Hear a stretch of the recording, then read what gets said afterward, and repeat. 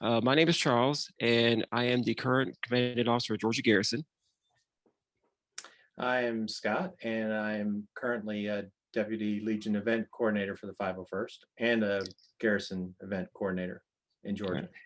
And we are here with Hal Hickel. Hi, I'm Hal Hickel, Animation Director at Industrial Light and Magic. Happy to be here today. Thanks for having me. Thank you for coming. Yeah. So we've actually chatted with you in the past before about some stuff you've done because you're a VFX animator and stuff. Tell us a little bit about like what you've done for Lucasfilm and Star Wars and stuff. Sure. I joined Industrial Light and Magic in July of 1996, so I'm coming right up on my 25-year anniversary there. I started out as an animator. My first project was the sequel to Jurassic Park: Lost World. But the very next project for me after that was Phantom Menace. And so I animated on Phantom Menace. I did some work on Watto and the Destroyer droids, and I was lead animator on Boss Nass. And then I went off and got sort of bumped up to animation supervisor on a Steven Spielberg film, AI, Artificial Intelligence. But right after that, I came back to Star Wars and worked with Rob Coleman again on Attack of the Clones. And on Attack of the Clones, Rob had decided to bring in Rob Coleman, who was the animation director across all three of the prequel films, had decided to bring in a couple of soups under him to help him with the workload because the films were so huge. And so Chris Armstrong and myself were the two anim soups that came on board with him for Attack of the Clones. So I worked on that. I'm basically responsible for the second version of Jabba Meets Han in the hangar because we were doing some work between Attack of the Clones and Return of the Jedi, Revenge of the Sith, and fixing up some things from the special editions and other things. And I suggested to Rob that we redo the Jabba thing, but using the Jabba asset that had been created for Phantom Menace, which I thought was an improvement over the previous one. So I guess George agreed, and so we did that. And so I supervised that little sequence and animated some parts of it. And then I didn't touch Star Wars again for quite a long while till Rogue One. But Rogue One was an awesome experience, one of the best film working experiences of my career. And I was the animation supervisor on that. And then now I've been on the last two seasons, or the first two seasons of Mandalorian. Still working on the third season now, but or Book of Boba rather. But so that's my Star Wars history in Lucasfilm. Some of the specifics on Rogue One that you were involved with. Tell us a little bit about some of the things you worked on that were your favorite parts of that. Yeah, it was an interesting project. I loved it from the start, first and foremost, because the idea for the film came from John Nolan. John and I are good friends, and we worked on a bunch of films together at ILM. And so I was excited about that it was a story that was coming from kind of one of our own meaning visual effects folks, as it were. And just the chance to work with John again. And then, of course, we got to create a new droid. I love robots. Anyone who knows me knows I love robots. I've got tons of tin robots in my office. And so creating a new droid for Star Wars especially was really exciting. And K2 just, I think really turned out well. And Alan Tudyk was an awesome choice for the voice and the body performance. So there was that. There was some creature work, not a lot. We did a few little creatures. We did some work on Bor Gullet, even though he began as primarily a practical creature and ended up being kind of a hybrid of practical and CG, and a few other little odds and ends creature-wise. But most of the stuff outside of K2 were the AT-ACTs, some ATSTs on Jeddah, and a lot of spaceship action. The U-wing, the attack, the X-wing attack on the base where Jin's father is killed. Certainly the big space battle over Scarif at the end of the film, which was a really huge undertaking and a lot of fun to do. So those were the main challenges, I'd say, for animation for my department across the film. Right. And on that specifically, that you said you did the Scarif battle. How many of the ships did you animate? Because I know there was a few Easter eggs thrown in there.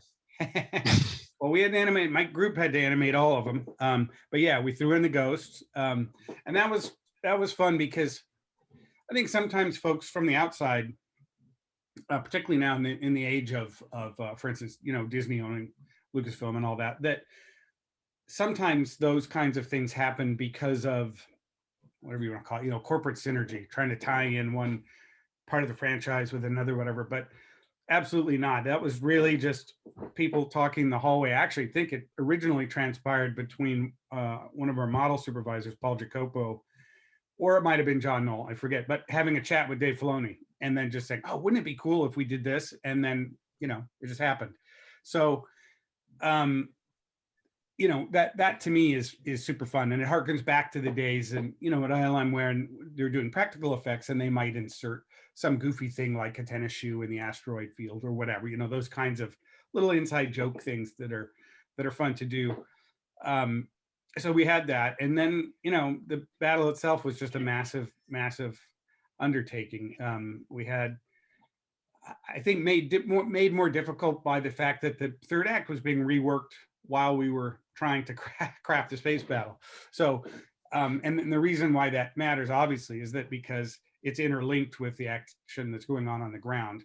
And that's primarily what was changing in terms of the reshoots and editorial changes, even before the reshoots. Just there were structural changes going on, which is not uncommon in a big action effects film that has a big actiony third act.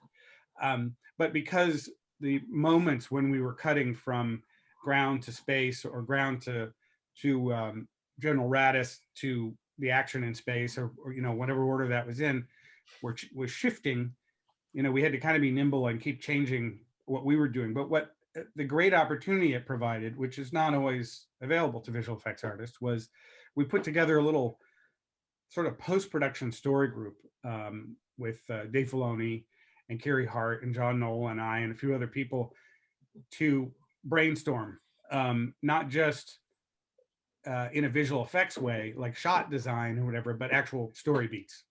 What are the rebels trying to accomplish in space? What's Radis trying to do? What should be, what order should things go in order to tell the strongest story? And that was really fun. That's not a job that visual effects artists are often invited to do. And so when it happens, it's super fun, and it was really rewarding on that film. By the way, listeners, if you hear snuffling and odd noises, I have two little French bulldogs in this room with me, so I want to share that with you in case you think it's I have IBS or something. It's not. It's my dog friends. So of course the Vader scene in Rogue One was pretty famously not supposedly an original part of that. Yeah. Can you say anything about that that might not already have been said? Yeah, I mean, I think it was during the run-up to reshoots and figuring out what those were going to be, what was going to be changed, and what needed to be shot. One of the editors, Jabez, his last name escapes me at the moment, but his first name Jabez. He actually had the idea. It was his idea. He thought that Vader should get into the action and be more engaged right in the end there with, directly with what's happening with the plans. And so I don't know the total specifics of who he pitched it to. I assume he pitched it to Gareth or Tony Gilroy or whoever. And ultimately, I suppose Kathy had to approve it, but it was approved, and everyone thought, oh yeah, this is great. Oh, and yeah. Gareth actually directed that scene. He came in and directed that scene himself. So and it turned out fabulous. And it's such a great, it's like, there's so many great movies that you see and you think, wow, that's amazing. Like The Godfather, you see The Godfather, you think that's amazing. It must have always had to have been that way. And then you read a book about making that film, and you can see all the little lucky moments and twists of fate and accidents and brilliant decisions, but maybe didn't seem brilliant at the time. And, all these kinds of things that make a film. And, this is just another one of those. And I love that. Some people feel like when they read those details about a film that they love, and they find out that, their favorite thing in the whole movie was an accident, not an accident, certainly not in this case, not an accident, but at least a late in the game idea. Yeah. I think some people don't like that. Like they want to believe that the filmmakers that they love are brilliant and conceive these things from the get-go, but that's so rarely the case. And this is a great example of that. And it just fits so perfectly because you have that down moment when, Jyn and Cassian perish on the beach.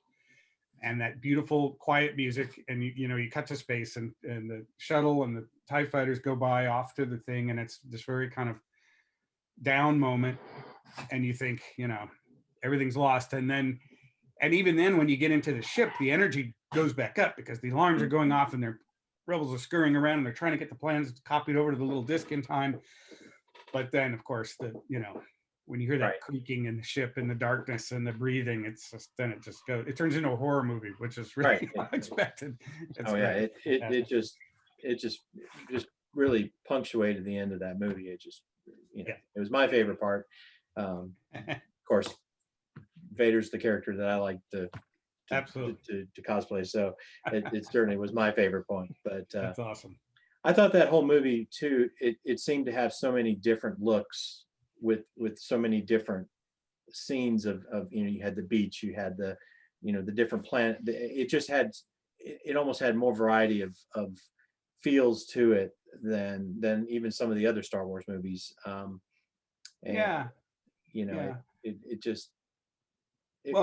of the things that I really enjoyed about it was that while it's firmly set in the part of the Star Wars timeline that I love best, just because of my age and when I first encountered Star Wars, which is to say original trilogy. So in terms of props and costumes and locations, although many of the locations were new to us in the film, some of them like Yavin are familiar. So in all those ways, it's very nostalgic. The X-Wing pilots, many of them have these great 70s mustaches, the men pilots. And but then Gareth injected it with all kinds of fresh things too, like this cinematography style that he and Greg Fraser shot in. It's very naturalistic lighting, and it's not lit at all like the old films. It doesn't feel at all like them visually in that way in terms of lighting and cinematography. And also, I think the movie themes, it got way more into the gray area that people have to operate in the conflict, which was much more clear cut in the original trilogy. You had good guys and you had bad guys, and that's the way it was. And was part of the fun and part of what people needed in the mid 70s, post Vietnam, post Watergate, to have clear, white hats and black hats. And, Garrett, all these years on now, we're exploring a different, view of that. And I thought that was so interesting and made it really fresh and cool. So it was fun to have both of those things together, in one project. You get kind of your old and your new Star Wars in one thing. And so I really dug working on it for that reason. Yeah. Well, it goes down as one of my favorites. Oh, yeah, definitely. And one thing I noticed too, now kind of linking it to one of your other big projects, that Vader scene kind of seemed to be emulated a little bit in the season 2 finale of Mandalorian, in that little hallway scene with the Dark Troopers. Oh, right. Yeah. No, you're not the first person to see that similarity, actually, including people who I work with. I don't think it was designed that way, because I kind of asked, once people started mentioning it, and I kind of asked her, I don't think that was, was intentional, like, oh, we're going to mirror this, but possibly. I mean, I should ask Dave about it, because I know George, often talks about echoing themes, repeating themes, rhyming things visually or rhyming things thematically in the Star Wars films. So it's possible that Dave and John did have that in mind. I don't personally know, but it is a cool parallel. Actually, it really is, to those two scenes. Yeah. So with Mandalorian, I know you did a lot of the design work with IG-11. Yeah. How was that bringing a character that basically was a droid that was almost a background character in The Empire Strikes Back and turn it into a different character that's a little more lively? Yeah, super fun. I mean, again, I love robots, and IG is a classic example of what Favreau especially loves doing with Mandalorian, which is to take fairly obscure, obviously not to Star Wars fans, but if you look across the films, he flashes by in a few seconds and Empire Strikes Back, and that's it. So a fairly obscure character, and then giving it, a full character arc across the whole season. Quill was kind of the same thing. He sort of plucked the, these Ugnaughts, which we see only in at least in the movies in Empire Strikes Back, and giving them a whole, Quill a whole character, which is really fun. And so with IG, he was in many ways, well, not the anti K2, but in terms of process for me of creating a droid, certainly a very different path. K2SO, we knew we wanted him to be very fluid and human in his movements. And even if he had restrictions to his movement and moved maybe a little bit robotically, we still wanted it to be actor driven. The same way C-3PO is, even though he's not CG, he's an actor in a suit. That's an actor driven droid and performance. And we wanted that for K2. And it's just in that case, the costume is CG and not practical. But with IG, we wanted, Dave and I had a lot of conversations about making him, pretty stiff and kind of like a wind-up robot to begin with. When you first see him walking in, he doesn't look that dangerous. He's kind of chunk, chunk, chunk walking in, and it's not he doesn't look fast. And he's just got, odd proportions with that long head, which, by the way, I think people probably have noticed before, but that the head piece is the same piece that you see in the cantina behind the bar. There's several of them up there, that sort of long cylinder with the kind of conical thing, same piece. And I read somewhere once what that is. It's like some turban from a jet engine or something. There's some specific salvaged real thing that is. Oh yeah. But anyways, he doesn't look dangerous. But then when he opens up, then you realize he's just like this two-legged gun platform, and his eyes he's got a million sensors, and he can just kind of see everywhere and shoot everywhere all at once. And then, he suddenly becomes, kind of badass, but in still kind of a funny way. Like it's not entirely like, there's still something a little funny about him, even in that mode. So he's just great. And, always going on about his self-destruct mechanism and threatening to use it. So he was just super fun. And so because he wasn't moving in a way that a human could do, even if we wanted to drive it with motion capture, we elected to keyframe him entirely. And that, that's just super fun for animators to do something like that. And, we always try to pick the right tool for the job. Motion capture doesn't suit everything, and hand animation doesn't suit everything. Same with practical effects versus CG. And we did build a life-sized, from the waist up, prop of him that was originally intended just to be for lighting reference. We'd roll it out on set and shoot off some footage of it in the lighting situation of each setup during the day. But it looked so good that they decided to actually add some rods on the back of the elbows so that someone could stand behind him and puppeteer his arms, and he had lights in him and everything. So there's actually one or two tight shots of him in the sequence that are the real prop. Not many, but one or two. And then we took great pains to make him move like the prop moves. So, if he brings his gun up, it's not zook into position. It's sort of more like zook with some kind of bounce on it and wobble, So there's shots in there where he's bringing his guns up or, pointing them somewhere else where there's a lot of jiggle and stuff where people probably think it's the prop, but it's not. It's just us animating it in a way that feels sort of a little bit janky, really. Not that precise. Until he gets going, then he's deadly. Mm-hmm. Yeah, that's great.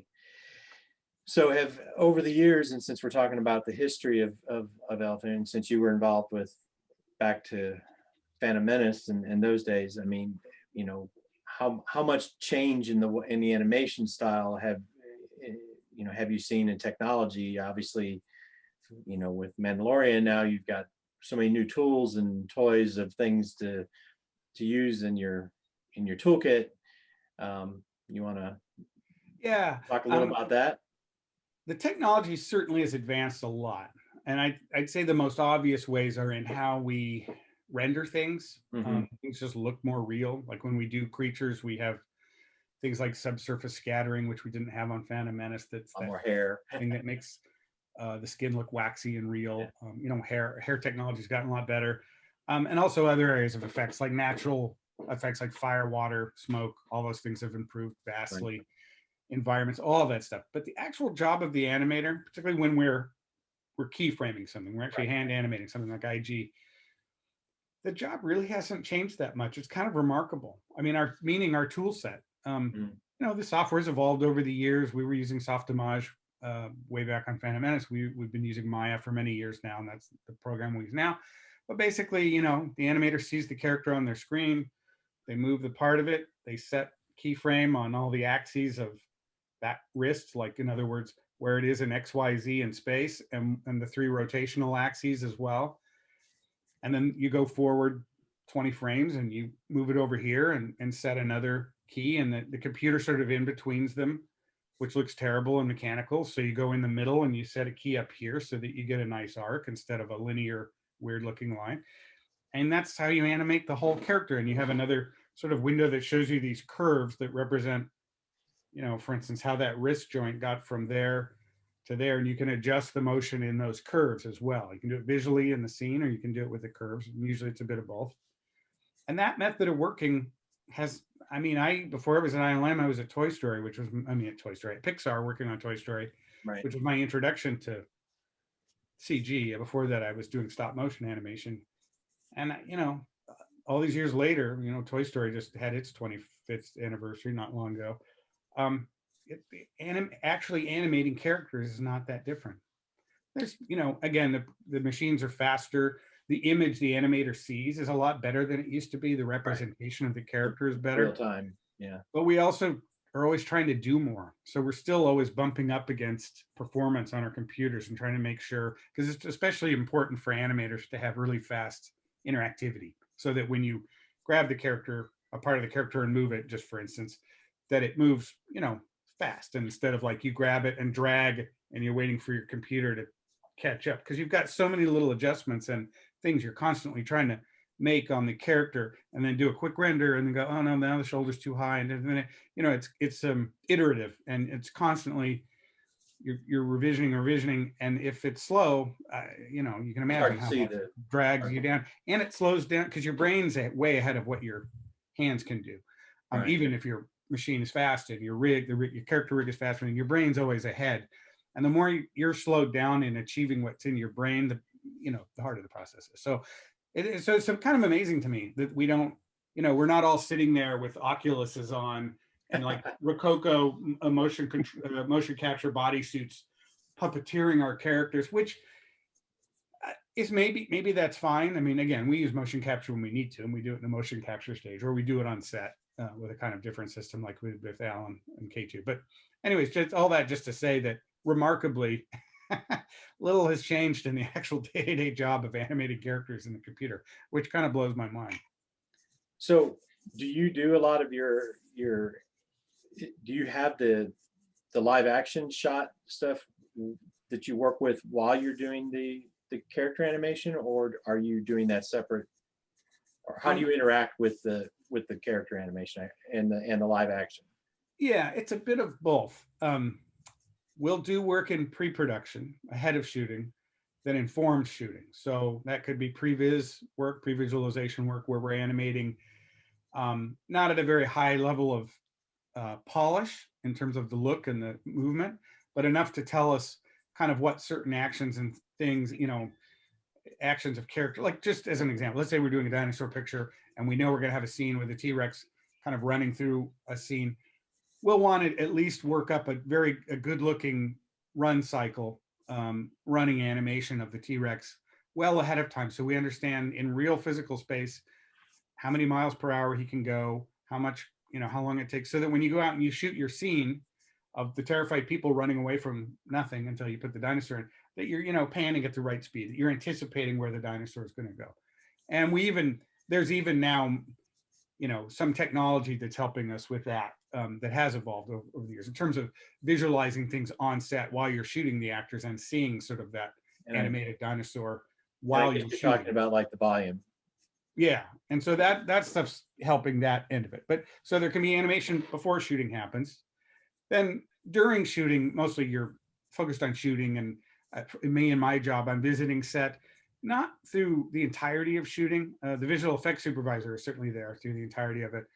I usually target certain scenes that are character or creature heavy, or have some other, interlocking thing with the animation that's going to happen later, and travel to set for those scenes, and I love being on set. I mean, I'd be there the whole time if they'd let me, but it just doesn't make sense. Usually I need to be back at ILM a certain amount of the time to shepherd along the creatures that are being built and different assets or spaceships that we're going to fly or whatever. But so then that's shooting, and then once we go into post and they've cut a scene down into at least a rough form that's close enough to its what we think it's going to be to hand it off to visual effects, then the director will do a turnover with us of the sequence and say, you know, I want the ship over here and it's going to be kind of coming in like this, and or what do you think? We've kind of got a problem with this plate because we wanted to shoot it this way, but we couldn't get the camera high enough. So what do you think we should do? And then, you know, we'll have all those conversations and then we go to work trying to realize what they, and that's where most of, you know, the visual effects work happens, obviously in post-production, but there's stuff to do all the way through the process, really. Right. Yeah. So yeah, you mentioned the volume, and that's another thing I keep wondering.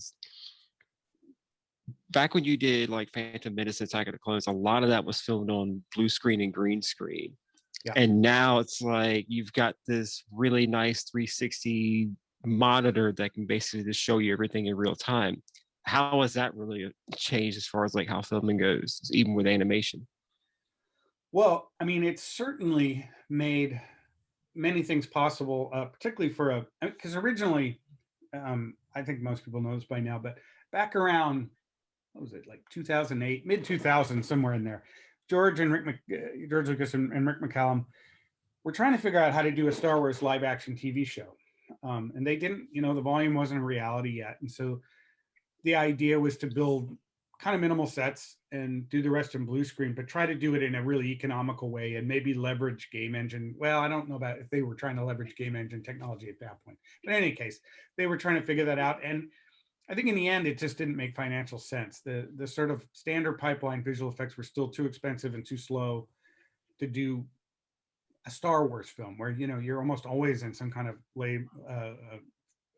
alien environment or mega city or whatever.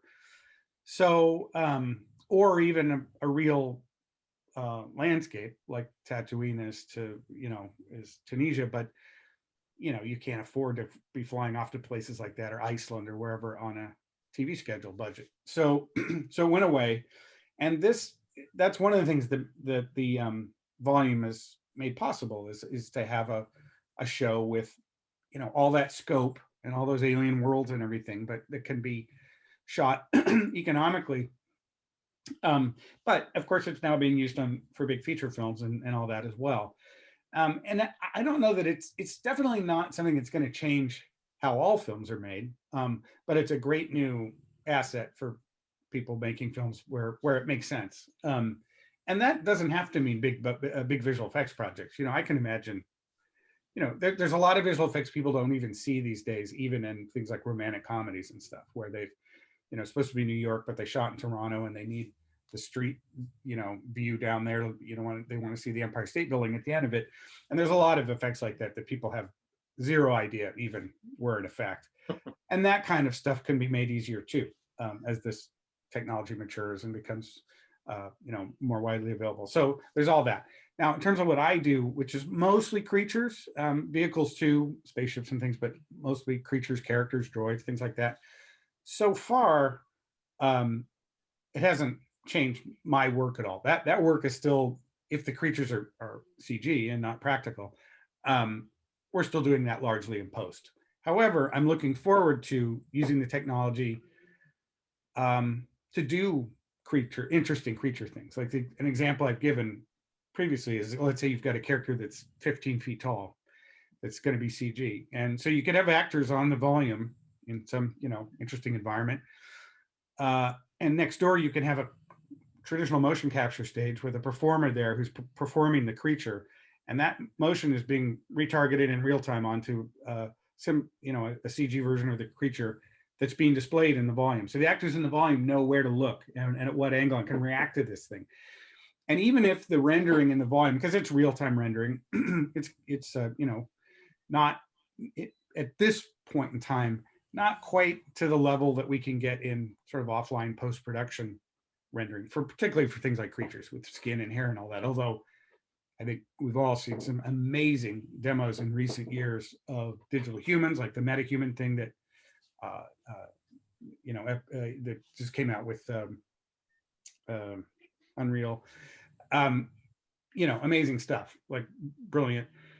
So that's getting there. But even if it wasn't that, you could still do the creature, sort of replace the creature later with traditional graphics, but at least you'd get the eye line and the interaction with the actors correct. And if you really wanted to be trick about it, if the actors in the volume were wearing inertial motion capture suits under their costumes so you couldn't see them, their motion could be fed back to the actor in the other thing, who could be wearing like goggles and see the actor, so they'd know where to look, and they'd see these little people in front of them and stuff. So that kind of stuff I think is exciting and could be super cool. I just haven't had a chance to do that stuff yet. Most of the creature work we're doing is still in post-production, like it would be on any visual effects project. But the volume itself is amazing, and it really gives, all the stuff you'd expect. The actors feel immersed.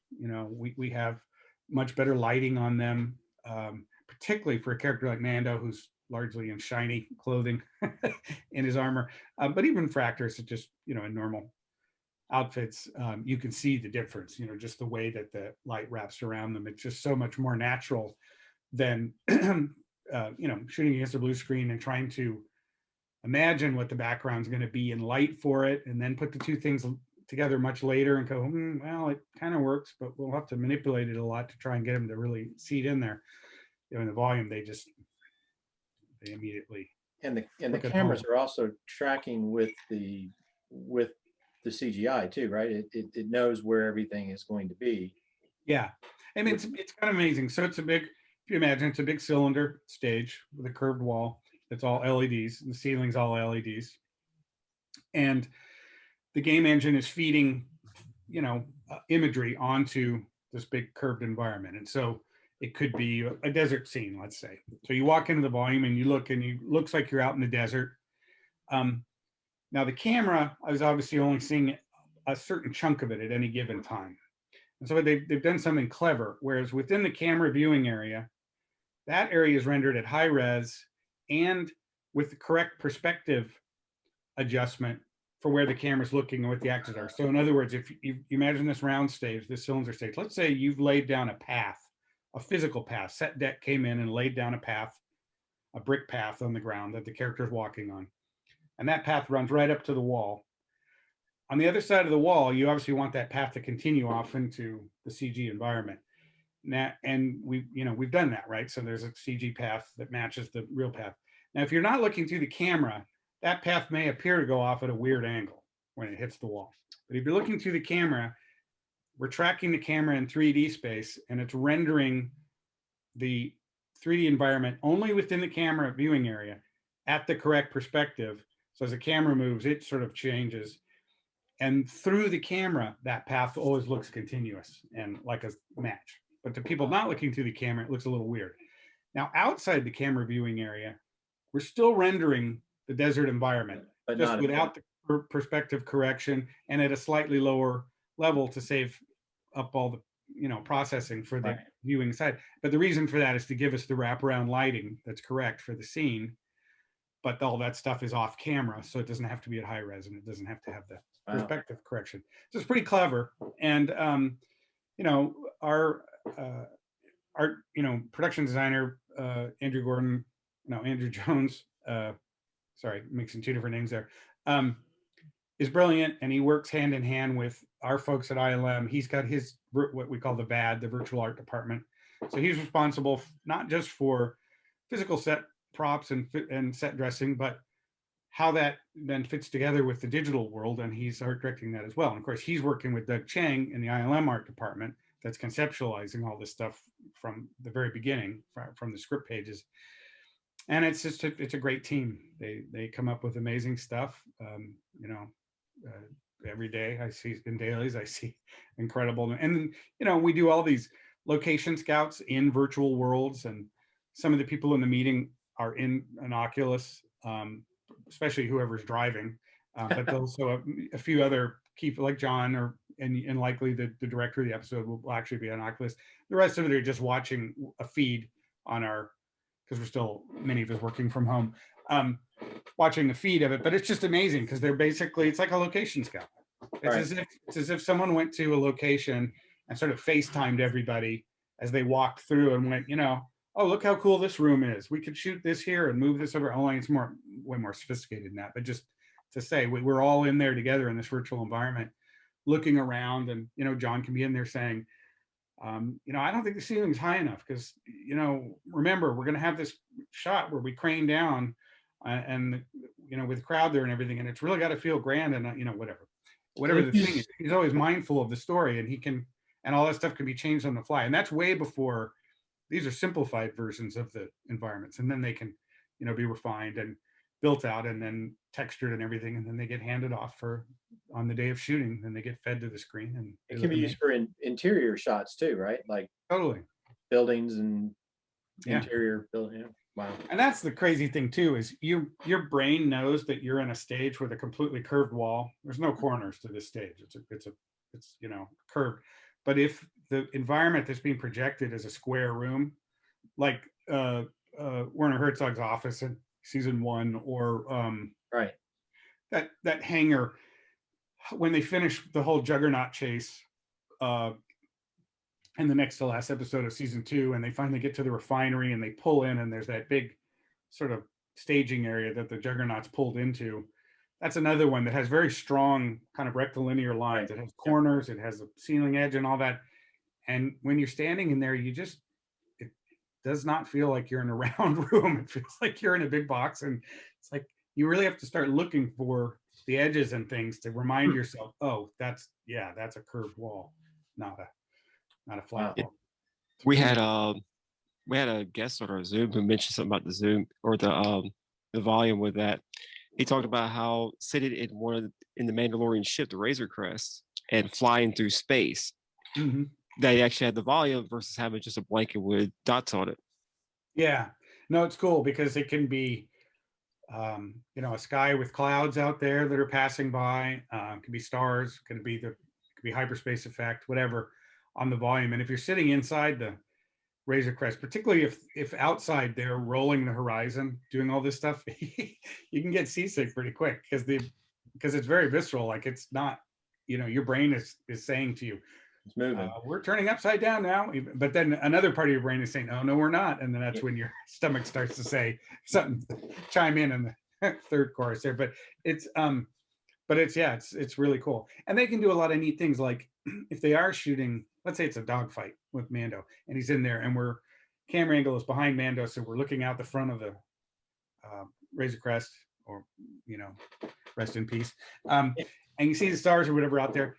Rather than it being a pre-canned animation of, bank left and pull up and this and that, someone can essentially be puppeteering what the outside is doing. So you can just get a bunch of footage quickly. You can just tell them, like, all right, roll left, roll right, pull up, pull down, do this, do that, or it can be in sync with what the actor's doing. Like you've talked it through ahead of time. All right, we're going to pull back on the stick. All right, so we'll make the stars go down to make us feel like we're going up. But they can do that kind of thing on the fly, and even stuff that isn't seen on screen that's similar to that. Like, for instance, you've got an environment that's again, like desert, let's say, and the sun's on one side, and you've got your actors and everything staged, and the director of photography is like, it'd be great if the sun was just a little bit more around here, then the whole world can just be rotated, or the world can be left where it is and the sun can be moved.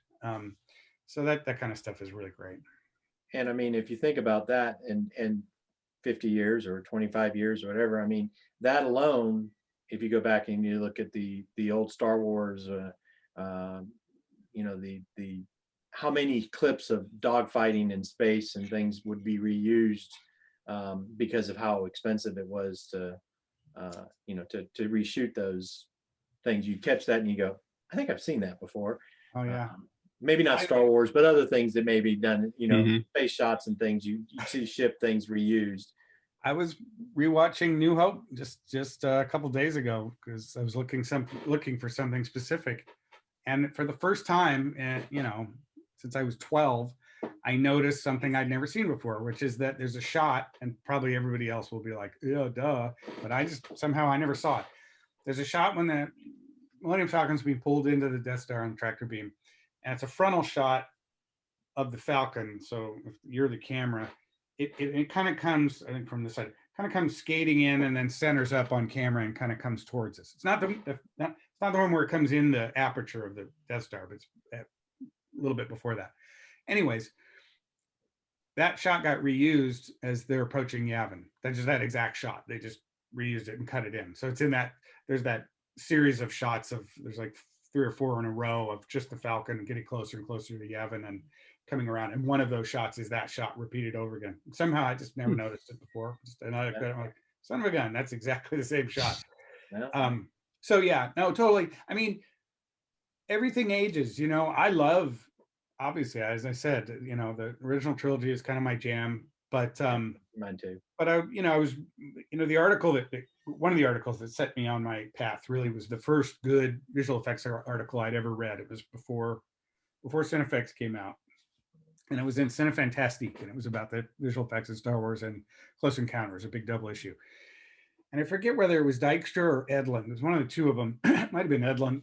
Says somewhere in there that he was feeling that the effects in Star Wars were probably about a 3 or 3.5 out of 10. You know, which when I read that as a kid, it seemed shocking to me because my mind was so blown.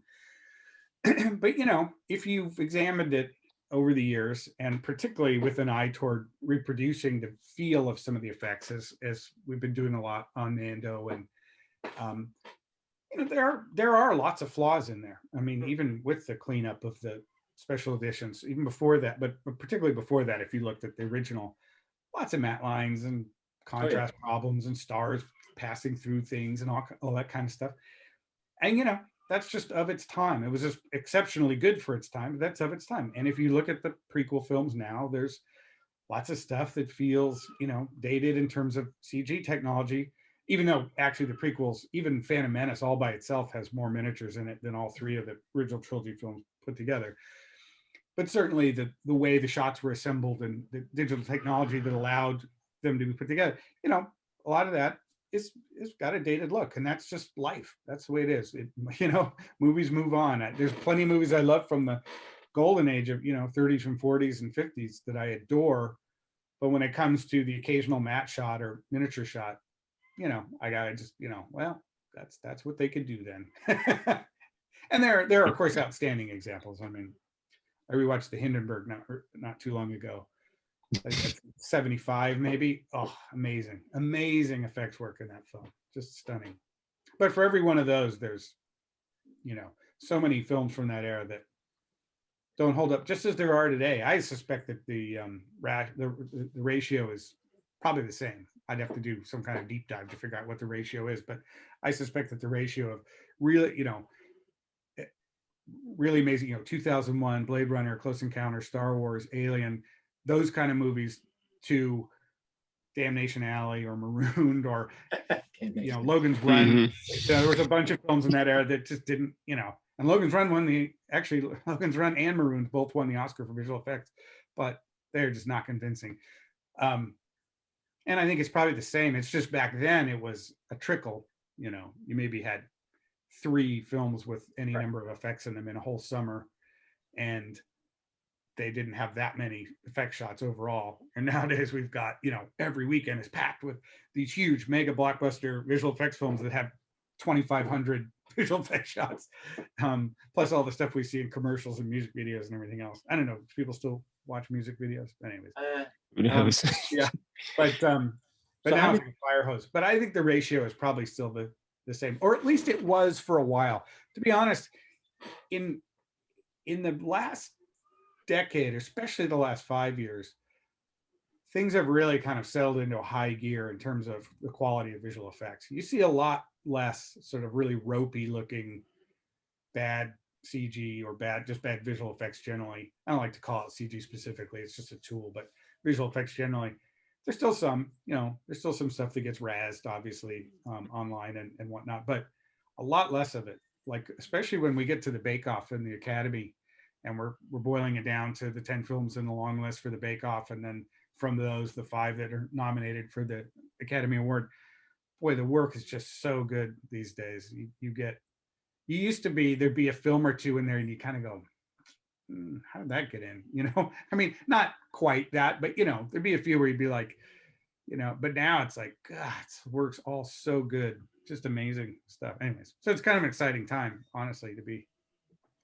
So how did you get started? I think there's a famous letter from when you were 12 that you sent to Gary Kurtz. I think that was mentioned in But your. I got to his assistant. I'll try and do it in a nutshell. I saw the original 1933 King Kong I saw on TV, probably like 1970, 71 when I was 6 or 7. And that got me interested in stop motion animation. And so a few years, I started buying books, reading them. A few years after that, a friend of my parents gave me a Super 8 camera. I started shooting little Super 8 Ray Harryhausen kind of stuff. Star Wars came out when I was 12. That kind of broadened my whole interest in visual effects, just generally beyond stop motion. And I did right when I saw, either late in 77, early 78, I saw, news reports that they were going to make a sequel. So I wrote up my big idea for what it should be and sent it off to, I don't know what. It wasn't the fan club. I must have gotten called information and asked for the address of Lucasfilm or something, because their headquarters was in LA at the time. Anyway, so I sent the letter and I got a nice typewritten response back from Bunny Alsop, who was Gary Kurtz's secretary, his personal assistant. And it was kind of what you'd expect, it was sort of like, well, we can't read your story idea because we had people working. I didn't understand that whole thing that everyone understands now, which is that studios don't take unsolicited writing ideas, because then they might get sued later on if it looks like they stole the idea, whatever. So, and it didn't say all that. It just said, we have people working on it. Thank you, but we're returning to you unread. And getting into movies takes a combination of talent and luck, and et cetera. So it was a nice, if slightly formulaic, but it was actually typed. It wasn't, people didn't have doing stuff on computers then, and it was signed by her, and it was on this very cool Ralph McQuarrie letterhead. So it was kind of a letdown and exciting at the same time. Exciting to get a response, a little bit of a letdown that they weren't flying me immediately from Colorado to Hollywood as a 13-year-old to take a big role in the production of their multi-million-dollar film. But anyway, so that that was obviously encouraging. But also that article I mentioned earlier, one of the people they interviewed was this guy Adam Beckett. And Adam Beckett was in charge of all the animated effects for Star Wars, laser bolts, lightsabers, all that kind of thing. He hand animated the little blue electrical arcs that crawl all over R2D2 when the Jawas shoot him. And he mentioned that he had gone to California Institute of the Arts, Cal Arts. So I set my sights on Cal Arts, and when I was finishing up high school, I sent a portfolio to them. Was fortunately accepted. Went to Cal Arts, and then later went back up to Portland, and worked in one little shop doing actually that kind of work, but on a really low end, local advertising kind of way, but that kind of animated effects work. Then went from that to stop motion at Will Vinton Studios, which is now Leica, but back then we were doing clay animation, clay puppets, stop motion. Did that for 6.5 years. Through a lucky break, jumped from there to Pixar, worked on Toy Story, and then when that wrapped up, I really wanted to do the ILM thing. I'd always wanted to work there. I'd been following their work all those years. So I sent a reel over after Toy Story wrapped to ILM, and the rest is history. I'm still chained to my desk. Well, not really, because now I'm working from home. But yeah, so that was kind of my path. And like almost everyone I know who works in animation and visual effects, I devoured lots of movies as a kid. In my case, lots of science fiction, horror, fantasy stuff of of that time, early 70s, late 60s, early 70s. And that kind of led me down this path into visual effects. Ooh. So as we get ready to wrap up, you mentioned you are doing some work on the Book of Boba Fett. What other projects do you have coming out in the works? Let's see. what can I talk about? I can't talk about that, and I can't. Right Well, now. we understand NDAs. So. Yeah, I'm busy on two. All I can really say is I'm busy on two projects right now. I'm busy on that, and I'm busy on another thing that's not Star Wars related. That Mhm. I don't think there's been an official announcement, so I can't really talk about it. But it's an exciting project. So I'm kind of straddling two things right now, which is unusual. Usually I'm just on one thing for the most part. But this time, I'm kind of straddling two different things. So Cool. it's great to be busy. Oh, definitely. Oh yeah, Definitely. definitely. So, any words out there for the listeners, for the Legion, and all the wonderful people sitting there watching today? Well, I just got to say, I could not be happier with the reception to both Rogue One and Mandalorian. Like, I feel like I won the lottery, getting a chance to work on those two projects, especially because they're totally in my sweet spot in terms of original trilogy timeline kind of vibe. And they've both just been such great experiences to work on, both, working with Gareth and working with John and Dave, just amazing. And so it's been gratifying because usually there's, you work on a film and you're lucky if, let's say, the working experience of being on the film was great. Maybe the film didn't turn out so great, or maybe you think the film turned out great, but the audiences didn't respond to it. They kind of don't like it. It's rare that you get sort of all those pieces together. And so both of those projects, I'm really grateful. I've kind of had the whole shebang. Like, working on them is great. The audience response has been awesome. Even the response from like critics and the financial success, I'd say generally, which I care a lot less about, but still it's in the mix. But so I guess what I'm trying to say is I'm really grateful that the fans have embraced those projects so much, especially, we know Star Wars opinions can be divided about Star Wars, just like any fandom, so whether it's sports or movies or anything.